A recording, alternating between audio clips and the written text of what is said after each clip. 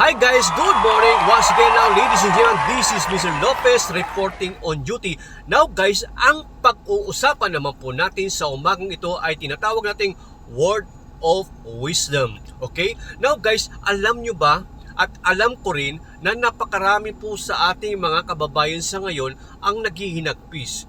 Ang sobrang napakaraming mga problemang dinadanas sa kanilang mga pang-araw-araw na pamumuhay. Una na po dito yung financially problem, yung pangalawa love problem, pangatlo health problem, pang-apat yung physically problem at kung ano pang mga problema na kanilang mga dinadanas guys, no? Now, guys, alam ko na mayroon tayong sinasamba. Alam ko rin na mayroon tayong tinatawag. Alam ko rin kung sino tinatawag ninyo, si Allah, si Tatay, si Jesus, at kung ano-ano pa ang inyong tawag sa ating Panginoon. Isa lang ang meaning yan guys, kahit na ano pa ang pangalan yan, at kahit na ano pa ang inyong mga relihiyon, ito lang po ang pwede kong sabihin sa inyo. Bakit nga ba sa dami-dami ng mga humihingi ng tulong kay Jesus, hindi lahat napapakinggan? Dahil nakalagay sa Bible, hindi lahat ng tumatawag sa akin ay aking napapakinggan. Alam nyo ba kung bakit? Yes, yan ngayon guys ang ating pag-uusapan. Dahil si Jesus guys, kahit na ano pa ang kausap mo dyan, kahit na ano pang sabihin mo, mga inihiling mo dyan, hindi ka po talaga niya mapapakinggan. Kasi meron po akong nakikitang mali. At iyan nga po ang sekreto na gusto kong ituro sa inyo. Alam nyo ba guys, na kahit na ano pang dasal nang hingin nyo sa Kanya, hindi po kayo narinig. Alam nyo ba kung bakit? Dahil mayroong wall na humaharang sa inyong pagitan. Naiintindihan nyo ba ang point of view ko rito? Mayroong wall, mayroong semento na sobrang kapal na nakapagitan sa inyong dalawa. Kaya po kahit na anong dasal, kahit na anong dalangin mo sa Kanya, kahit anong hingi ng tulong mo sa Kanya, hindi ka po niya napapakinggan dahil doon sa wall na yan. Now, bakit may wall? Ano ba ang ibig sabihin ng wall na yan na nakaharang sa inyong pagitan? Gusto niyo bang malaman? I will tell you the truth. Alam niyo ba kung ano yan? Yan po yung ating kasalanan.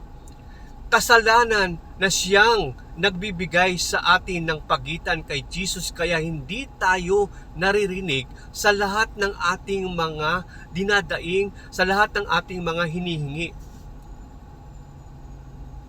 You know guys, paano natin tanggalin ang kasalanan na yan, yung wall na yan na nakaharang sa pagitan natin kay Jesus?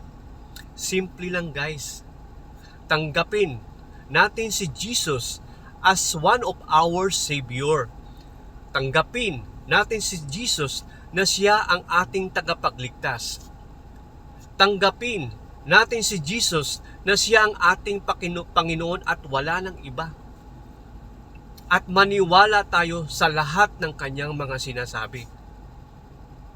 Gaya ng sinasabi sa Bible, John 3:16, gayon na lamang ang pag-ibig ng Diyos sa sanlibutan, kaya ibinigay ng Diyos Ama ang kanyang anak na si Jesus na nagkatawang tao ito upang lahat ng ating mga kasalanan ay kanyang akuin sa pamamagitan ng pagpako sa krus. At kung sino man ang sumasampalataya sa Kanya ay magkakaroon ng buhay na walang hanggan. Napakagandang mensahe guys, di ba? So, ang point of view ko dito guys, alisin natin ang wall na yan, sapagkat ang wall na yan, ayan yung naging pagitan sa inyong dalawa, kaya hindi na ibibigay ni Lord ang iyong mga hinihiling dahil hindi tama ang iyong pakikipag-usap kay Lord. Humihingi ka sa Kanya ng mga bagay-bagay, pero hindi ka naman humihingi ng tawad at hindi mo siya tinatanggap bilang isang Diyos. So, kailangan mo muna siyang tanggapin bilang isang Diyos at maniwala ka sa Kanya na siya yung tagapagligtas, at kailangan mong ayusin ang iyong buhay at magbagong buhay para iparamdam na ang Diyos ay nasa iyong puso na. Ang Diyos guys ay nasa puso natin dapat titira, hindi sa simbahan. Ang simbahan ay instrumento lamang na yun ay tahanan ng mga pinaniniwalaan nating Panginoon. O ano man ang tawag natin, kay Buddha man, kay Allah, kay Jesus Christ, pero ang totoo talagang simbahan ng Panginoon ay ang ating puso. Pag tinanggap mo na si Jesus sa puso mo, ibig sabihin, naniniwala ka na siya ang iyong Panginoon.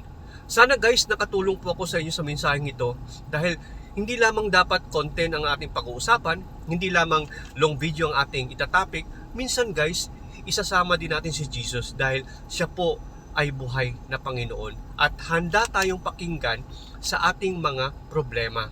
At siya po ay magsisend ng mga iba-ibang mga tao upang iparating sa iyo ang mga biyaya ng Panginoon. Amen. Mabuhay. Magandang umaga. This is Mr. Lopez. Follow for more. Bye.